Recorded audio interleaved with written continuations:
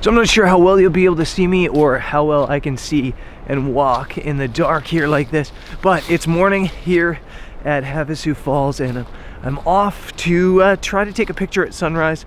I think yesterday's problem, the fault I made in yesterday's photo, is trying to get a little too creative, trying to think a little bit too far outside the box. And the coolest thing about Havasu Falls is it's this massive waterfall that's really bright blue that comes out of, you know, the desert, which is a really nice contrast. And the best way to show that is from the very top with that shot straight down. So this morning for sunrise, that's where I'm gonna start.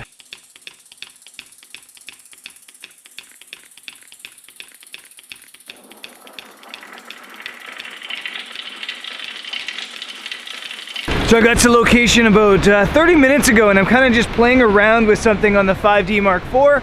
I've just got some time lapse going. There's a built-in intervalometer. It shoots movie mode, which means instead of taking stills, it's taking little video clips that are like a long exposure. So I can take video clips that have each frame at about 2.5 seconds, which is creating like a long exposure look. And it's been kind of fun to play with. I've only shot 1 or 2 time lapses because I'm still kind of just messing around with it, but it's been fun, and I love that feature.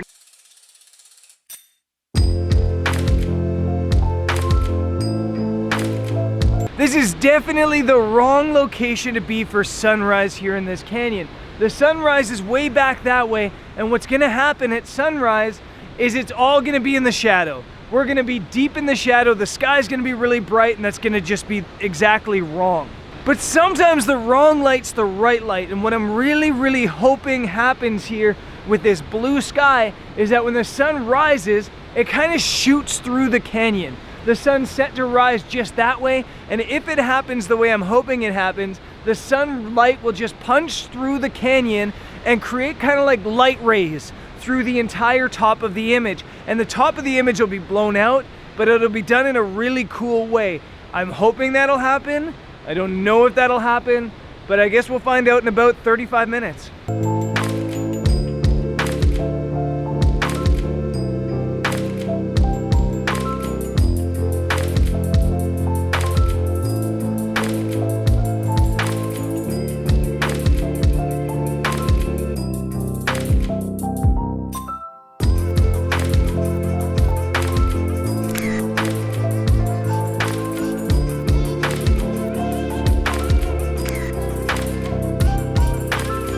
The light's just not doing what I was hoping it would do, and it might still be early because sunrise only happened about 30-40 minutes ago. I do want to say though, even though the sky's blown out and even though the exposure's wrong, I love the pictures that I've gotten. And I'm actually shooting with a 14mm more than I would expect to. I never shoot with that lens except for stars, but right now it's kind of working.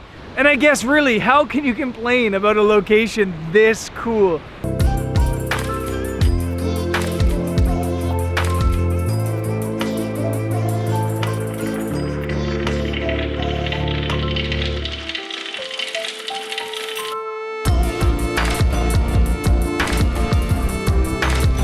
My patience has finally paid off. I mentioned a while ago that this is totally the wrong situation for this photo. I think I was totally wrong. This is the perfect situation for this photo. You see the glow is happening. In the mountains you'd call that alpenglow. I guess here it's canyon glow. And it looks absolutely stunning. Jody has gotten out of her slumber this morning and has been posing for me in the foreground here. And it looks brilliant. It looks so good.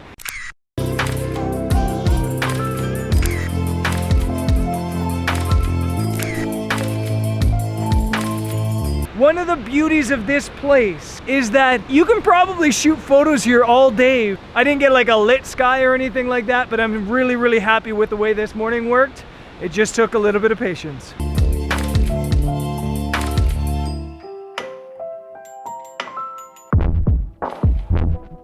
Before shooting, gonna brew up some breakfast campfire style. This is breakfast brisket. It's too cold to talk. This is breakfast skillet in a bag, freeze dried, serves 2 people, 13 grams of protein, and basically you just cook it by filling up some water, boiling the water, dumping it in the bag, and then sealing it for like 10 minutes, and then you've got you got food. The coolest thing about these things is they never expire. This one has an expiry date of September 2047. Crazy.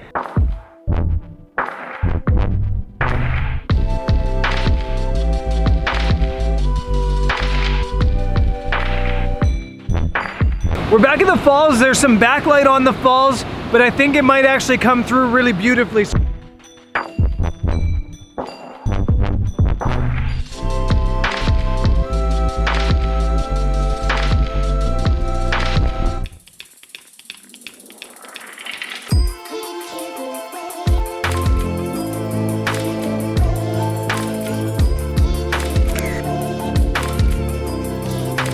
So I kind of just want to walk you quickly through the shot that just happened, because I was kind of out there seeing this backlight on a tree, and then all of a sudden I just thought maybe the sun is gonna punch through right above the canyon in a way that I can sunstar.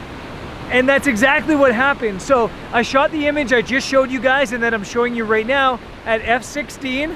And when you shoot at f/16 or even f/11, it squeezes the aperture. The aperture is really tight. And if you squint looking at light, if you're in your room or outside or wherever you are, look at a light and just squint your eyes, and you'll see that the light that you're looking at, whether it's a light bulb or the sun, is stars. The same thing happens with your aperture. So f/16 gives you a really nice sun star like that. Another crazy thing about sun stars, or not necessarily sun stars, but even streetlights or whatever, is they're really reliant or really dependent on the type of lens you're shooting based on how many aperture blades your camera has. And the reason of that is, I'm not really exactly sure, but if your lens has an even number of aperture blades, you get exactly that amount of points on your star. So if you have 6 aperture blades on your lens, you'll get 6 points. But if you have an odd number of aperture blades, you get double that. I was a little bit disappointed in all the images so far, even though I like them, but that image is totally just made this trip. I think that's something totally unique. I think that's something really cool, and it just shows how beautiful this place is. A little bit of luck, a little bit of skill, and we knocked that image out. And now it's time to enjoy the rest of the morning here at the falls, and then we're gonna hike down to Mooney Falls.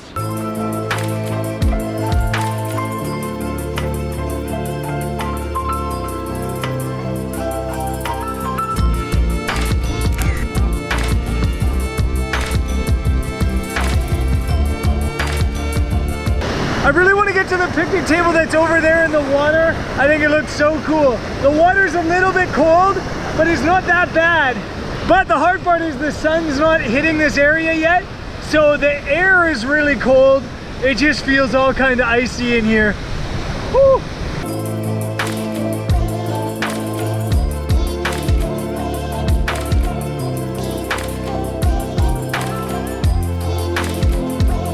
Cooking up some lunch. How is this for a spot to have some lunch?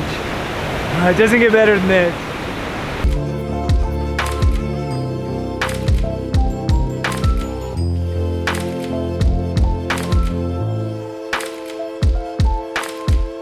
It was such an awesome way to spend the morning and to grab lunch. And now it's kind of late afternoon and we're heading to Mooney Falls.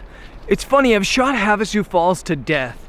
And Mooney Falls, which is actually really, really close here, maybe like a half mile farther down the trail, is really, really underappreciated for whatever reason. It's a bigger fall, it's more impressive, and yeah, I guess everybody just stops at Havasu Falls and then forgets about the fact that Mooney Falls is just down the way, including myself. And I just never give myself enough time to shoot Mooney Falls. So I've shot Havasu Falls maybe 5 times. I've shot Mooney Falls once, I think. And I guess we're gonna go do it again. Let's go.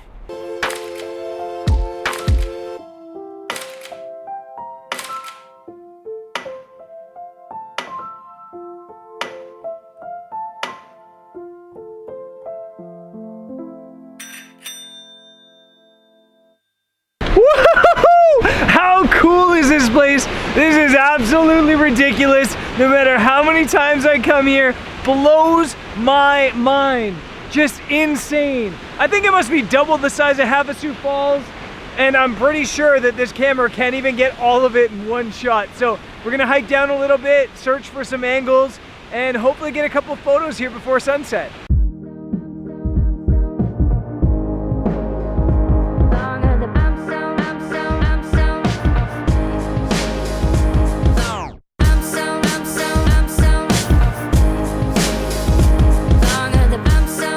The craziest part of this waterfall isn't the fact that it's absolutely ridiculous and beautiful. The craziest part for me is at some point in history, this waterfall would have taken the entire valley.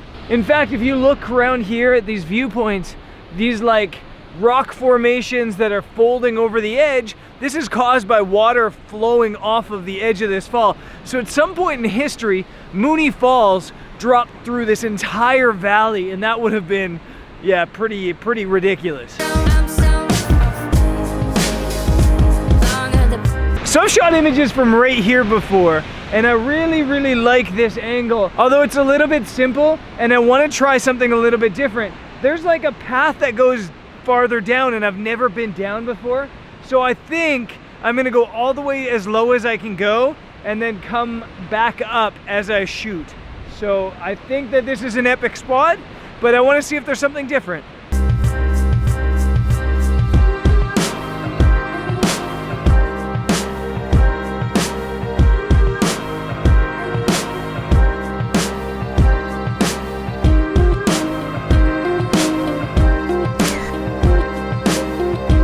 In the cave, I'm just gonna walk you guys through that shot. Super simple stuff, but it's all about composition. I had Jody sitting on the top step, waterfall in the background, and then I'm just 16 to 35, F16 to slow down the shutter quite a bit, and then it was about 2.5 seconds. But the truth is I probably could have gone F11 and about 1 1/3 seconds or something like that. Basically the same shot. I just wanted more sharpness through the image with the focus right on Jody. I should still have the waterfall back in focus as well. I can't say how stoked I am with how the photography is going today, and I think we're just gonna go up to that viewpoint now and hang out there and wait till sunset.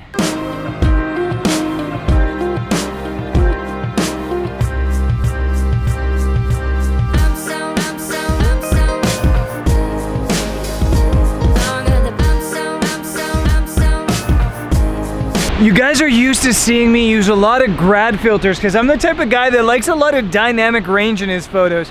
And I usually like holding the light in the sky and getting a nice clean exposure. But something that's interesting that's happening to me today here in Havasu Falls is I'm absolutely loving blowing out the highlights. And that's what I'm doing here with this photo of Mooney Falls. It's probably the reason that I'll probably stop shooting even before sunset, but it's just straight up out of the camera. And I'm working really hard on a cool composition that has the waterfall right down the middle of the frame, the blue water at the bottom, and then the layers of the canyon and the blown out sky at the top, and I'm absolutely loving how it looks.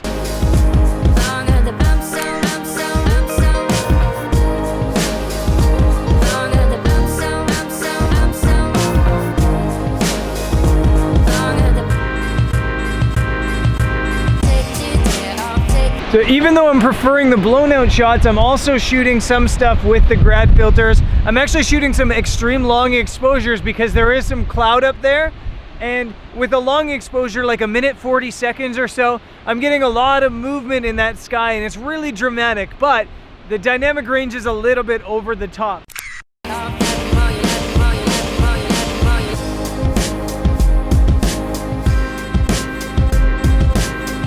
Good news, bad news situation going on right now. Good news, I think it's gonna clear up for some star photography, so I'm gonna get some food and then go out and try. Bad news is, it's basically lit up. The sky's lit up everywhere except for Mooney Falls. Havasu Falls has color on the mountains in the background. And then opposite direction, the sky might be the most epic sky I've ever seen.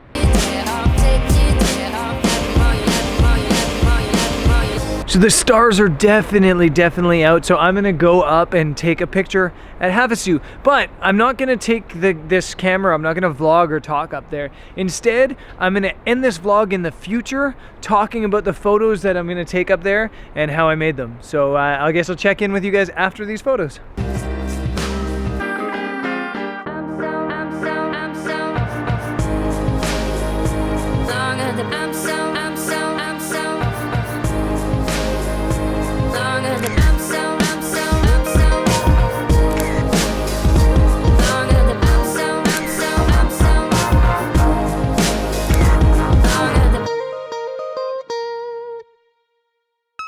So I'm here in the future now and I'm in bed working. If you've ever wondered where I work as I don't have an office or a home? This is usually the answer. I work in hotel beds.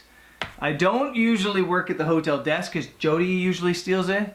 As soon as we get in, she's like mad dash right to the desk, and I work from bed. But I actually like it. Even when the desk's open, I tend to work from bed.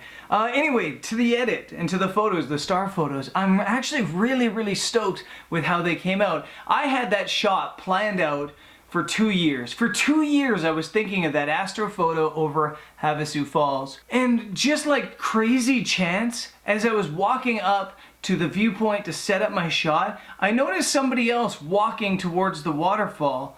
And as it turned out, there was one other couple camping at Havasu Falls, and as it turns out, the dude was an astrophotographer. So he and his wife or partner were going up to shoot star photos, same as me, except he went down to the bottom.